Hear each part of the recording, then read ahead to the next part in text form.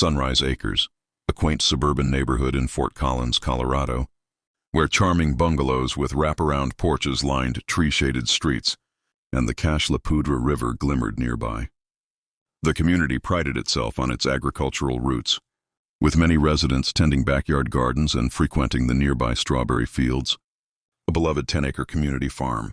The farm, run by the cooperative Larson family, grew vibrant strawberries, pumpkins, and sunflowers, hosting seasonal festivals that drew families for hay rides, berry picking, and homemade jam tastings.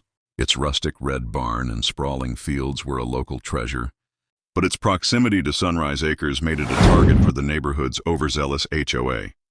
Priya Sharma, a 39-year-old agricultural engineer and single mother of two, had moved to Sunrise Acres 3 years ago, seeking a nurturing environment for her daughters, aged 9 and 13. Her cozy, solar-powered home featured a thriving vegetable garden, a nod to her expertise in sustainable farming. Priya worked for a regional cooperative, advising farms on soil health and irrigation, and volunteered at strawberry fields, teaching kids about composting and crop rotation. Her passion for the farm stemmed from childhood summers on her grandparents' orchard in India, where she learned the value of land and community. The Sunrise Acres HOA was ruled by Evelyn Thornton, a 58-year-old former event planner with a penchant for control and a perpetually polished appearance. Think tailored blazers and a signature pearl brooch. Eve patrolled the neighborhood with a tablet, documenting infractions like unapproved garden gnomes, slightly faded shutters, or mailboxes not conforming to her mandated taupe hue. Her obsession with elevating property values extended to strawberry fields, which she deemed a messy, smelly nuisance due to occasional tractor noise and mud tracked by visitors' boots. Eve dreamed of replacing the farm with a sleek retail plaza, believing it would modernize the area. The trouble began when Priya noticed wilting strawberry plants during a volunteer shift at the farm. Her trained eye spotted signs of a faulty irrigation pump, which risked flooding the fields if it failed entirely. She alerted the Larsons, who owned the farm, and offered to help repair it while applying for a state grant to upgrade the system. The repair required a temporary water shutoff, which caused a brief muddy overflow onto a service road bordering Sunrise Acres. Eve, ever vigilant, spotted the mud and seized her chance. She launched a campaign, plastering the neighborhood with flyers claiming strawberry fields was polluting our streets and endangering public health. She demanded the farm's closure, citing unsanitary conditions. At an HOA meeting in the community center, Eve stood at a podium, her tablet glowing with photos of the muddy road. "This farm is a hazard," she declared, rallying a small but vocal group of followers. "I've called the police to report environmental violations." Priya, in the audience, stood to explain the pump issue was minor and being fixed. But Eve dismissed her as a farm apologist. Unbeknownst to the crowd, Eve had already dialed 911 that morning, exaggerating the overflow as a toxic spill to pressure the city into action. The 911 call backfired spectacularly. Police arrived at Strawberry Fields, expecting a major incident, but found only a manageable puddle.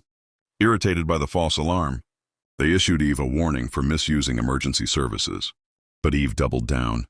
That night, determined to prove the farm's danger, she trespassed onto the property with a wrench, intending to sabotage the irrigation pump further to stage a flood for inspectors.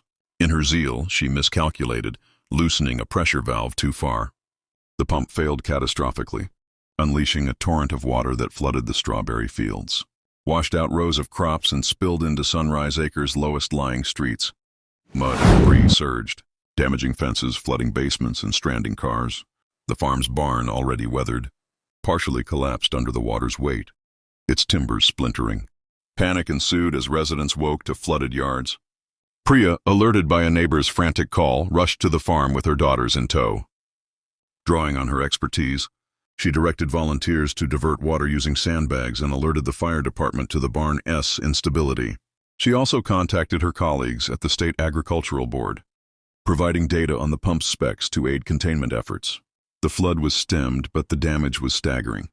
$2 million in crop losses, a ruined barn, and neighborhood repairs costing thousands. The Larsons faced potential bankruptcy, and strawberry fields closed, leaving families without their cherished festival spot and workers jobless. Rumors of sabotage spread when a farmhand reported seeing Eve near the pump hours before the flood. Security footage, grainy but damning, showed a figure in Eve's signature blazer tampering with equipment. At an emergency town hall, Priya confronted her. "You called 911 with lies and then caused this disaster," she said, projecting the footage on a screen. Eve, cornered, stammered, "I was protecting our community from that filthy farm." But her excuse fell flat as residents, furious over flooded homes and the loss of strawberry fields, booed her off the stage. Priya's investigation sealed Eve's fate. She presented a detailed report, complete with pump schematics, soil erosion models, and flood flow analyses, showing the sabotage was deliberate. Her testimony to the police, backed by an agricultural board official, led to Eve's arrest for vandalism, reckless endangerment, and misuse of emergency services. At trial, Eve's defense of community safety crumbled against Priya's evidence. The valve was intentionally over-torqued, causing a preventable catastrophe. Eve was convicted, sentenced to 3 years in prison, and ordered to pay restitution that drained her savings. The fallout reshaped Sunrise Acres. Eve's fines, for everything from non-compliant porch planters to excessive holiday lights, were voided. The HOA, tainted by her tyranny, was dissolved by a near-unanimous vote. In its place, residents formed the Sunrise Harmony Collective, led by Priya. The collective secured grants to rebuild strawberry fields, installing a state-of-the-art irrigation system and a reinforced barn. They planted new strawberry rows, added a community orchard, and hosted workshops on sustainable farming. The farm's reopening drew crowds, with free berry tastings and a revived fall festival. A poignant twist emerged during the rebuild. Priya found an old journal in the barn's debris, written by her great-aunt, a migrant worker who had picked strawberries there in the 1960s. The journal's stories of resilience inspired Priya to dedicate a memorial garden to past farm workers, cementing her connection to the land. Eve's former allies, shamed by their complacency, joined the collective, volunteering to mulch fields and paint fences. The neighborhood bloomed, literally and figuratively, with shared gardens replacing rigid lawn rules. Years later, Priya watched her daughters sell homemade jam at the festival, the air sweet with strawberries and laughter. The flood had tested Sunrise Acres but forged a stronger community, where unity not control prevailed. Eve's old home, now painted a defiant sunflower yellow, stood as a reminder: misuse power, and the harvest will turn bitter.